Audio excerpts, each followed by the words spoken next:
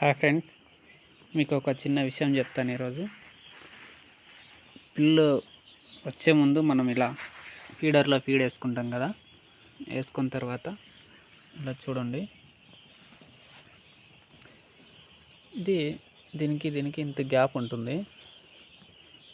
చిన్న పిల్లలు ఫీడ్ తీసుకోవడానికి ఇబ్బంది పడుతుంది. అందుకని మనము ఇలా రఫ్గా ఒక 6 టైమ్స్ అన్నామనుకో, ఇలా ఎక్కువ వస్తుంది. ఇప్పుడు చూడండి, దీనికి ఎంత తేడా ఉందో చూడండి. అలా మనం ప్రతి ఒక్కటి రైతులు చిన్న ఓపికతో ఇలా తిప్పుకుంటే ఫీడ్ ఎక్కువ వచ్చి పిల్లలు బాగా తినే అవకాశం ఉంటుంది.